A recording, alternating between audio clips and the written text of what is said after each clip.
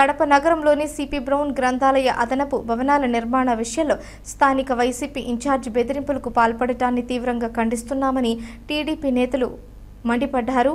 భవన నిర్మాణ పనులు జరుగుతున్న ప్రాంతాన్ని వారు పరిశీలించి మీడియాతో మాట్లాడారు. కూటమి ప్రభుత్వం అధికారంలోకి వచ్చాక ప్రతి నియోజకవర్గంలో అభివృద్ధి పనులు కొనసాగుతున్నాయన్నారు. ముఖ్యంగా కడప నియోజకవర్గంలో ఎమ్మెల్యే మాధవిరెడ్డి, టీడీపీ జిల్లా అధ్యక్షుడు శ్రీనివాసులు రెడ్డి అభివృద్ధి పనులపై ప్రత్యేక దృష్టి సారించి ముందుకు నడుపుతున్నారన్నారు.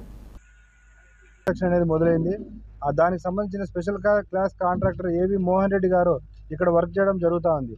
ఆ వర్క్కు సంబంధించినటువంటి లేబర్ ఎవరైతే ఉన్నారో కార్మికులు, వాళ్ళు బీహారు ఇతర రాష్ట్రాల నుంచి వచ్చి మన రాష్ట్రంలో కొంతమంది చాలా అణగారిన వర్గాలకు సంబంధించిన లేబర్ వాళ్ళు వచ్చి ఇక్కడ పనిచేసుకునేదానికి గత నెలన్నర రోజులుగా పనిచేయడం జరుగుతూ ఉంది. వాళ్ళను గత నెల రోజులుగా ఆయన బెదిరింపులకు పాల్పడడం, వాళ్ళను కులం పేరుతో దూషించడం ఇవన్నీ కూడా జరుగుతూ ఉన్నాయి. కానీ నిన్నటి రోజున ఆయన ఆగడాలు మితిమీరిపోయి ఆయన డబ్బు డిమాండ్ చేయడం మొదలుపెట్టారు. ఎవరైతే కాంట్రాక్టర్ ఉన్నారో ఆయన దగ్గర 6 లక్షల రూపాయలు డబ్బు డిమాండ్ చేయడం మొదలుపెట్టారు. దానికి సంబంధించి కాంట్రాక్టర్ అయిపోయి నిన్న ఫిర్యాదు చేయడం కూడా జరిగింది. ఎప్పుడూ లేని విధంగా తెలుగుదేశం పార్టీ అధికారంలోకి వచ్చిన తర్వాత అభివృద్ధి కార్యక్రమాలు శరవేగంగా జరుగుతున్నాయి. ప్రతి నియోజకవర్గంలో ప్రతి వార్డులో కూడా ఎక్కడో చోట ఏదో ఒక వర్క్ జరుగుతూ ఉంది. ఎమ్మెల్యే గారు కడపలో మాధవిరెడ్డి గారు ఎమ్మెల్యేగా ఎన్నికైనప్పటి నుంచి తెలుగుదేశం పార్టీ అభివృద్ధి కోసం కట్టుబడి ఉంది.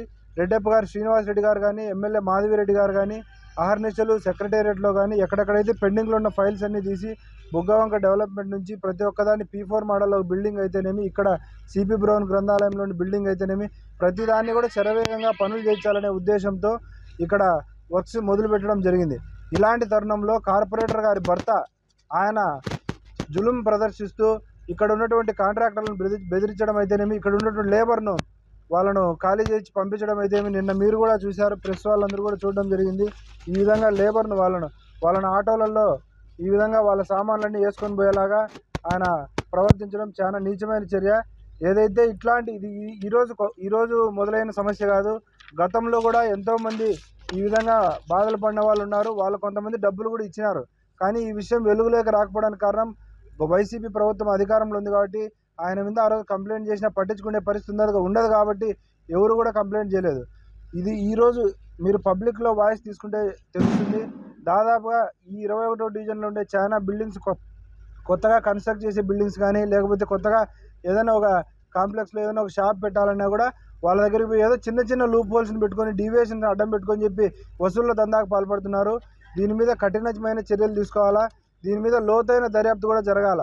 ఎందుకంటే గతంలో కూడా చాలామంది కంప్లైంట్లు ఇవ్వకుండా కూడా ఆగిపోయిన వాళ్ళు ఉన్నారు. వాళ్ళను కూడా పిలిపించి ఎవరైతే పోలీసు వాళ్ళు ఇప్పుడు చేశారో వాళ్ళు కూడా విచారణ చేయాలా.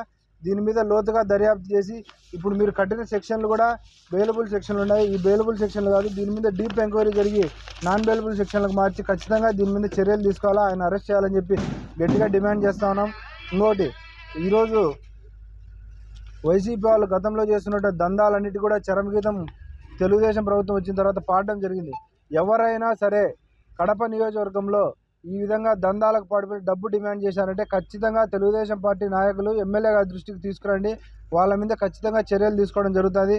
ఈ సుబ్బరాయుడు గారు ఈరోజే కాదు, గతంలో కూడా ఇలా చాలామంది దగ్గర డబ్బులు డిమాండ్ చేయడం జరిగింది. దానికి సంబంధించి మేము కూడా ఆధారాలు సేకరిస్తాము. ఖచ్చితంగా ఆధారాలు కూడా పోలీసు వారికి అందజేయడం జరుగుతుంది. దీని మీద లోతైన దర్యాప్తు చేయాలా. ఎందుకంటే అభివృద్ధిని అడ్డుకునేదానికి ఎవరికి కూడా హక్కు లేదు. అభివృద్ధిని అడ్డుకోవడమే కాకుండా కూలి పని చేసుకోవడానికి వచ్చిన లేబర్ మీద ఆయన ఈరోజు ప్రవర్తించిన తీరు చాలా నిజం. ఆయన చెప్తున్నది ఏంటంటే ఇక్కడ వాళ్ళు పబ్లిక్గా స్నానాలు చేశారు, పబ్లిక్గా వేరే కార్యకలాపాలు జరుగుతున్నాయని, ఆయన నాకేం సంబంధం లేదు చెప్పి యాజ్ ఏ కార్పొరేటర్గా అది నీ రెస్పాన్సిబిలిటీ. భర్త సుబ్బరాయుడు కూతవేటు దూరంలో ఇల్లు అక్కడే ఉంది. ఆ ఇంటికి పక్కనే అభివృద్ధి జరుగుతుంటే ఈ అభివృద్ధిని ఇంకా చూసి బాగా నా ఇంటి పక్కలో జరుగుతుంది, ఈ డివిజన్కి అభివృద్ధి ఉందని చూసి ఇంకా సంతోషించాల్సింది పోయించి వాళ్ళ అభివృద్ధికి అడ్డుకునే విధంగా ఈ కాంట్రాక్టర్లను బెదిరించి డబ్బు చేసినాడు. దీనికి సంబంధించింది ఇదే కాదు, ఈ వార్డులో ఇంతకుముందు వైసీపీ గవర్నమెంట్ వాళ్ళు కూడా చేసినారు. వాళ్ళందరూ భయపడి రాక ఎందుకులే మాకెందుకులేని తలాయింపు తెచ్చుకున్నారు. దానికి సంబంధించినట్టు ఎఫ్ఐఆర్ కూడా ఇంకా కులం పేరుతో దూషించిన అనేది కూడా ఉంది.